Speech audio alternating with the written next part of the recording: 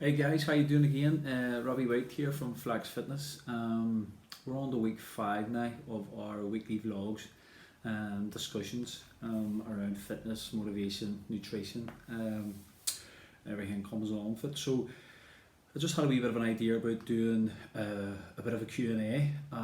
Throughout the lockdown, people have been contacting me just different questions, but it seems to be the main ones that keep coming up. In different ways, if you like, worded differently, but ultimately it's the same question. So I've picked five. I have 5 questions that the majority of people seem to be asking, and I'm going to answer them based on my opinion.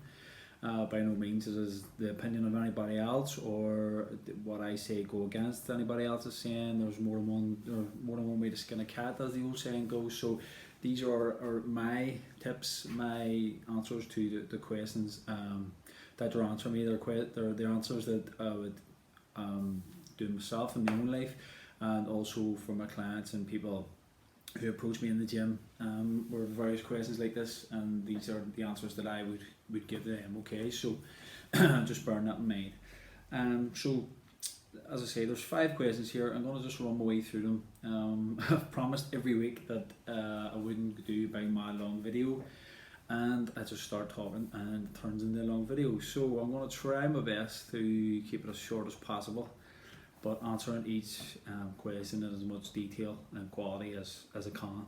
Okay, so first of all, a big one, and it's one that we've talked each week we've been doing our vlogs, and it's how do I stay motivated. And the actual question was, how do I get out of bed to get up to train when all I want to do is sleep. Okay, so it is quite normal, especially what young teenagers are like. They like to spend amounts of hours in bed is incredible, and their dread to get up and go and isn't great, and they'll stay up to all hours and say play games, watch Netflix, do whatever they're doing, and it just carries on that way. So whenever it comes back to, say, going back to school, going back to work, going back to tech, going back to uni, whatever it is that you're doing, you're going to find it very, very difficult to get back into the normal way of life if you're sitting up to all hours of the morning. If you're getting up in the morning, say whatever, 10 o'clock, 11 o'clock, and going, nah, I'm too tired, let's do my head in, go back to sleep. And I know young ones in my own family, my wife's family, who are sleeping in the dinner time. It's crazy. They're getting out of bed to go down and get their dinner. It's insane. They've wasted the whole day, and then because they've done that, they're not tired the rest of the day, the rest of the night maybe, and they're staying up and they're up all night, and the cycle continues. So my tips would be for this sort of thing is set a plan up, set a goal up. So set your alarm to get up in the morning for a certain time. It doesn't have to be at hours, even if it is 10 or 11 o'clock. Like that is pretty late in the morning. But if it's a start to get you up earlier, set your alarm, get up, and maybe go for that walk early, or do your daily workout early. I think if you get up and just do it, it's done without you really thinking about it. You don't have to really think much about it. Just get up and say, right, let's go, what's the workout today? Boom, it's up at 9 o'clock every morning, so you can go on from 9 o'clock onwards. You can go on and go and get that done. If you're up beforehand, you could go for a walk if you need to. But a big thing would be to get out of bed, set yourself an alarm, have some sort of a plan, and fill your day with stuff to do. If you don't, your day will be pretty long. If you don't, your day will be pretty boring, and you're not going to burn off any energy to make yourself basically tired at night time to go sleep. You're going to be staying awake because you're not burning off a bit of steam, really. So just to answer that question then, so set a plan, set an alarm, get your cardio done or a workout done before you even have time to think, and it's done. Okay, so if you say, right, I'll get up, and as we talked about the other week, putting it off, just get up, do it, it's done, boom. And I guarantee then that later on that day you'll feel tired. A thing is, for myself, there's always that point in the evening when you're laying in bed and say you're watching TV or you're on your iPod or whatever it is, and you feel tired. See, once you bypass that, it's very hard to get asleep. What I mean by that is, if you continue to watching the TV and stuff, it's almost like you get a new second wind or a new lease of life, and you can sit up much longer. But then see after that point, it's really difficult to try and get a sleep. So whenever you feel like you're tired, just either put the TV on sleep or just set down the laptop or put down whatever and just go to sleep. Just it's your body saying I'm tired, I want to go to sleep. Like listen to your body. Okay, so hopefully that's answered the first question. Second question is food alternatives or food ideas to be eaten instead of just your normal stuff, or ideas for yourself to make, your mums and dads to make, that it's not just the norm. So I've just written a few things down here that we do at our home that is a great help. You've got like many people would eat a fry. Like think about things like a healthy fry.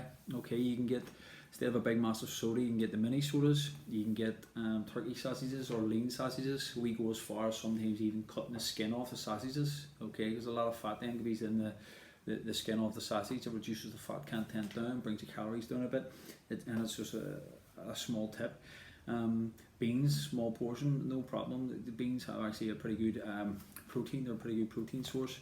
Obviously the syrupy, sugary stuff that it comes in, sauce that it comes in, but you're not going to eat a pint of beans, that way. Your eggs, you've got about 6-7 grams of protein per egg. If you wanted to go scrambled and take some yolks out to bring the fat down, and again bring the calories down, and that you can do. The taco chips, or like get lean mince, fry it up, through all the stuff you want to do. McCain's oven chips, or McCain's microwave chips, whatever way you want to make them, are really low in calories. They're really brilliant for low calories for eating chips basically. So make them, make your mince, put it on top. You can get like low fat cheese on the top, get it on there, get it melted. You can throw a bit of sauce on top. You can even have a pretty high fat sauce, just normal sauce, put it on. But if you're just having the drizzle over the top, and that's not really going to make a big dent. It's more about the volume of food that you're having there and what's inside that food. So if you're chopping up like your onions and your peppers and your chilies and things like that and throwing it all on, they're really good, nutritious food. Get it into you. And as I say, put a bit of cheese on top, a bit of low fat cheese, or if it's not, just a sprinkle of cheese on the top. They'll be going overboard on the cheese. There you have taco chip. You can have lean burgers. So you can either buy them in yourself or get the lean burgers in the butchers.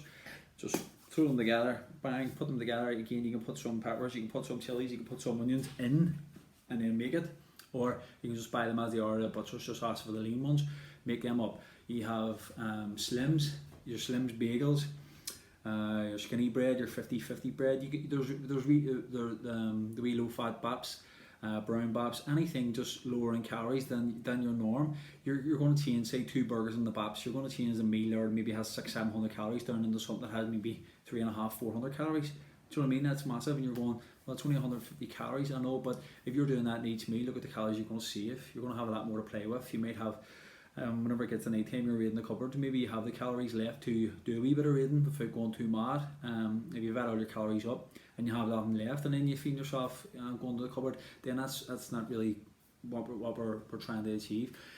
Also, it's your snacks. You can get your low fat, reduced calorie yogurts, wee snacks, cereal bars, Slim, Skinnies, Special K bars. I'm just trying to think off the top of my head here. Loads out there. Just look at the back and make sure, like, do you know what? If it's under 100 calories, that's fine. Have a couple of them a day. That's no problem.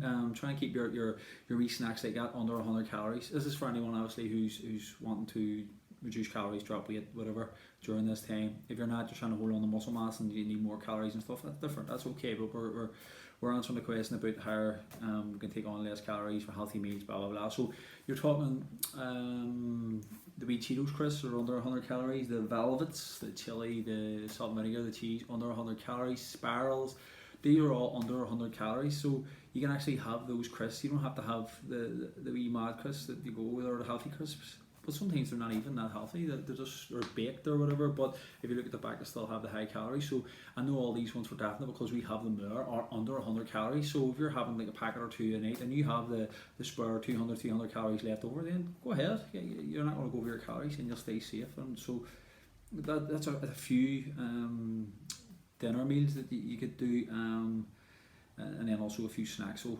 hopefully that's answered that question. Another one then is, how do I find out my calories? Okay, so basically we spoke about this again last week. So there was an app called MyFitnessPal. Now there is different ways of doing this. There's different mathematics you can do, different equations and stuff. You can go online and find them all out. How to find your BMR, your resting metabolic rate, your basal metabolic rate, whatever it may be, and find out what calories your body's burning. But if you download MyFitnessPal, it does all that for you. It simplifies it. All you have to do is put in your information, hit the button, and it will give you what you want to do. Whether you answer the question as to I want to put on weight, I want to stay the same weight, or I want to drop weight, it will give you the calories for that.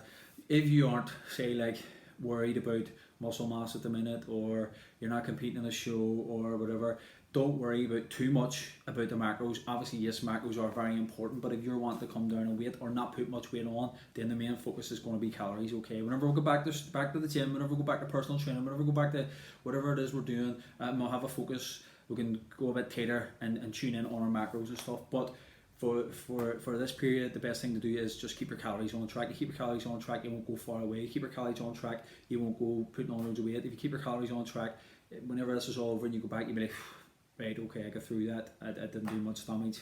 And as I say, this is what this is for. This is just keep us going, keep us ticking over until we can go back to do what we're doing. Alright, so MyFitnessPal, I'll put a wee link on the video. MyFitnessPal, and just go in, put in your details. You can sign in with Facebook. We've said all this before. You can sign in with Facebook, tell it what you want to do. It'll have 10 questions, maybe not even 10 questions, I'm trying to think. But it'll have a few questions. Your weight, your height, how active you are. Be truthful with your answer. If you're not that active, say. If you are, say. It needs to sort of know to make a gauge on what your calories are. Again, this stuff is all, if you like, a guesstimation, I like to say. So it'll get it as close as what you're telling it. So if you're not giving the right information, it's not going to give you back good information. Obviously, there are other ways of doing this. If you're like with a sports scientist and they're going to sit down and break everything down with you, that's great. Or if you're going to do personal training, your PT is going to sit down and go through the proper mathematical way of doing it and really work out what you're burning throughout the day, or gauging how they're going to do that. This is the simplest form of doing it. And when we're doing this, this is what we want: simplicity. We want something that you're just going to give it the information, it's going to give you back, and then you can have a bit of fun throughout the day and getting used to your foods by punching in what you've had, telling you what calories you've got left. And there is a wee nutrition tab for your macros that you can hit, and say you've had 80 grams of protein per day, you've had 150 grams of carbs, you've had 25, 30 grams, whatever it is for that person, you can find it out, and it gives you, once you either scan the barcode, put it in, or type it in, put it in, it will tell you everything about that food, the calories in it, the macros in it, as far as like the salt and everything else to do with the food that you're eating. And you can become really good with your food and realise what you're starting to put into your body and going, that food that I thought was bad actually isn't that bad, and that food that I thought was really good, I've just checked it, it's really bad, I've been eating that twice a day and thinking it was brilliant. And so it's a really good little app, free app. Don't be signing up for the premium because it charges you. It's a free app, and it gives you great information, and there's wee chat rooms and stuff like that. Obviously you don't have to go into that, I don't do that. I just put in some information to find out what calories I'm doing throughout the day, and that's it. Also, you can put in your steps with it, you can put in your water intake with it, you can put in your weights. I don't do none of that. All I do use it for is tracking my food. Okay, so MyFitnessPal, and hopefully that helps you out with that one. Okay, so number 4, how long should my workouts be? Okay, so this it should be in general. You see people going to the gym and lifting weights for about 2 hours, 3 hours. It's madness. There's only a certain amount of time you can train for before your body starts breaking down, and you're going to do overtraining. With saying any work that you're trying to do to build up a muscle is having a negative effect. I usually say like between 45 and 60 minutes, regardless of what you're doing. Like if you are trying to build a bit of muscle and you're going to the gym and you need a wee bit of extra rest times, okay, it may go over the hour because you have to sit about for like 2 or 3 minutes maybe, or maybe longer, between doing power exercises, really high volume strength training or whatever it may be, and you need a bit longer rest. That's the only reason you should be spilling over. Anybody should be able to go to the gym and get a really good workout done, whatever intensity you're working at, between 45 and 60 minutes. There's no need to be in the gym all day. It does not mean you're going to get bigger and stronger faster. If anything, you're going to pick up injuries, and it's going to have a negative effect. So for lockdown, all our daily workouts, none of them, I think there's low now, there's been over 30 maybe more have went out so far. There's none of them that's over 45 minutes. Any that is touching 45 minutes is actually one of the longer ones, because they can be done 20-30 minutes. They're short, they're intense. We don't know what everybody's schedule is. Some people are still working, some people have kids, some people have other things going on, and they need to do their session and get back to what they were doing before, or back to their kids and running the house, go back to work and doing what they're doing. If they're not going to work and working from home, they have to get back on the computer, or they have to log in and out and things like that. So with that in mind, the shorter workouts is what we're going for. So as I said, I think it was week 1, week 2 in the vlog, we said that if you get up and you do your wee workout, that's one, okay? Then later on in the day you can go back out and get your walk in, get your steps in, get another few calories burnt. And so that, instead of going like pedal to the metal for like 2 hours, that's like 45 minutes, 30 minutes, 45 minutes in the morning, and then 30-45 minutes at night, and then that's plenty. That's really all you're going to need for during this period to keep yourself ticking over, keep your cardiovascular, keep the heart going, keep everything nice and healthy, burning up the calories, and trying to stay as lean as possible. So 30-45 minutes in the morning, 30-45 minutes in the evening, and that's it really. Okay, so hopefully that's answered that question. Last question 5. Right, this is a good one. Cheat day. What do I classify as a cheat day? Is it one meal, one big meal, or would it be a full day? Right, now this is what I like to cheat day as well, more like a refeed day, so you can have like higher amounts of calories, higher amounts of food, of carbs. It's actually, it can be really beneficial to make you feel good mentally as well, like you've had your retreat and then you're ready to go again the next day. But before, I used to say cheat day, like wake up and have whatever you want, eat whatever you want through the day and then go to sleep. But some people can like really take it to the limit, that say if they're having 2 or 3, 4, 500 calories less per day and trying to lose a few pounds and all, whenever it gets their cheat day, they're taking on like 4,000, 5,000 calories, which is mental. So then when you think about all the work you've done for the other 6 days, then you're not helping yourself, because you're taking away a lot of those numbers that you've been dropping to sacrifice for the cheat day. So what I would recommend is, well, what I do, again, this is my own personal opinion. Everybody's going to have a different thing. People might say I'm wrong, people might say whatever, but this is just my opinion. My opinion is get up as you normally get up and eat as you normally would eat, okay? If you want to have your cheat at lunchtime, go ahead. If you want to have your cheat at dinner time, go ahead, but try and make it all sort of condensed within like a period of time. So for example, if it was Friday night, and at the minute Friday night is our cheat night here, what we'll do is we'll order takeaway, whatever it may be, and we'll have a drink while we have a few gins while we're playing our bingo. Alright, so I'm sure everybody else is doing it. We've said before, bingo at the minute is the best thing going. Everybody's getting involved, so we'll order something in, we'll do our bingo, and we'll have a drink. So from starting drinking, say 8 o'clock, bingo starts at 8, get the child to bed early, get ready for bingo, it's very, very important. Starts at 8 o'clock, we'll start drinking, takeaway comes at about 9, stop drinking and eating or whatever, 10:30, 11, go to bed. Or we're watching TV or stuff like that there. We'll try not to go like on an all night bender. We'll not go mad, we'll not go end up steaming rolling about the house like maniacs, no. We'll try and have it within that period, alright? So what people tend to do is they'll have a drink, they'll go mad on the drink, they'll eat loads of crap whenever they're drinking. They'll wake up the next day, they're hungover. What do they need? Something greasy, something bad, and it ends up 2 days as a cheat day.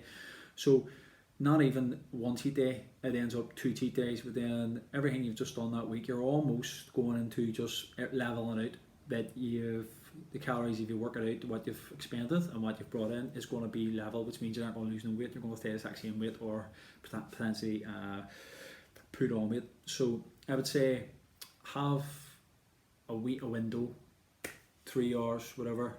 Don't be getting up in the morning and having a fry. Don't be following that up with a sausage roll bap and a cream bun at lunchtime, and then don't be going on having a chippy or a takeaway and loads of drink at night. Like that, if you added that together, it's insane amounts of calories.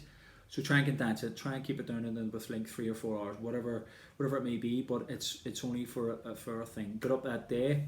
Sometimes we actually would get up, and if we know we're going to have like something really bad, and we know we're going to have a few drinks, and when this isn't on, or we're going to have friends over, and you are going to be drinking for a few hours or whatever, then that day we would take on less calories, if that makes sense. Like, well, if we were having, say, turkey rice or scrambled egg and a couple of rounds of toast and things like that, or maybe drop a couple of things off that, one round of toast, one of bacon ricers, or take the yolks out of the eggs, or think just wee silly tips to save you an extra couple of 100 calories. So whenever that night that you're eating it and you're eating that other couple of 100 calories, then you're not doing that much damage. Okay, hope that makes sense. But yes, so shorter, get it all done, get it out of your system, and then when you're up the next day, you don't continue your cheat day. You're back on the wagon again. You're back doing what you have to do. If it's Sunday and there's no workout up on the page and stuff like that, you can go out and be active outside. If you need that day off, take that day off completely. That was another question I was going to put in. I'll sort of answer it anyway. So, is a rest day a complete rest day, or is it doing something? It really depends on you, is the answer. Okay, so if you feel like you're absolutely wrecked, you're starting to get that feeling where you're going, am I getting the cold? Am I getting the flu? My body's run down. Take a day off. That is your body answering the question for you. You don't need me to tell you what to do. You listen to your body.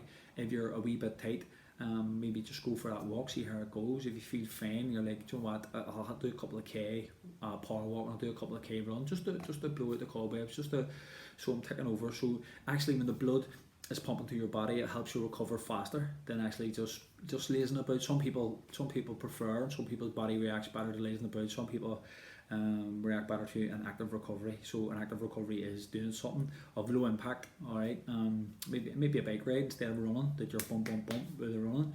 So on the bike, or running on the beach, running on the grass would be less impact than running outside on concrete or in the park, whatever it is. So that's it. That's hopefully that's decent 5 answers to your questions. I hope I've helped out with some of your questions. So this is week 5, as we say. We don't know how long this is going to go on, but we're certainly going to put out content every week for you.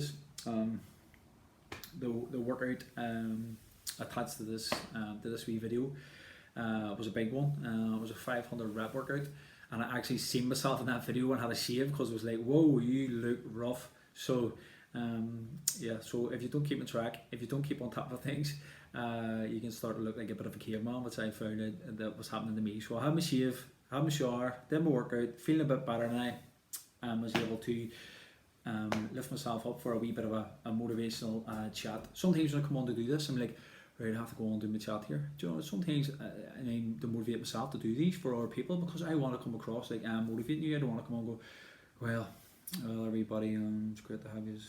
I'm trying to be positive. I'm trying to be bump, full of energy, because I want everybody to be full of energy. I know for some cases that's not the case. Some people carrying injuries, have illness, whatever, have family issues, have whatever issues going on. Totally, everybody understands that. All I'm doing is for the general, for people who are interested in what to do for food, what to do for motivation, what to do for nutrition, what to do for whatever. And these are the questions people have been asking me, and a lot of people asking the same questions. A lot of people want to know the same stuff. So hopefully this is answered them all for you, and hopefully I've made it simple. I don't want to come in and give it the jargon, give it the Mr. PT crack. You see people doing. I'm just breaking it down nice and easy, so it's easy to understand, and hopefully it was easy for you to understand. So that's week 5 complete. My five questions. So I'll see you all next week, and hopefully this isn't going to continue for much longer. Okay. And I'm in my head, I'm thinking start of June. Maybe I'm shooting a wee bit forward and thinking it's going to be the end, and maybe it's not. But that's it. It's just have a sort of a plan in my head. I want to have the gym ready for the start of June. I want to have everything ready to go, just in case we can start letting people in. Maybe if it's smaller numbers, or maybe if it's just personal training clients, so that the PTs can earn some sort of a wage, whatever it is. We'll certainly try and cater to everybody and cater to our staff, and look after the people that all come to Flex and stuff. So thanks very much again. Stay home, stay safe, protect yourself, protect your family, protect the NHS, and good luck. Okay, see you all next week. Bye bye.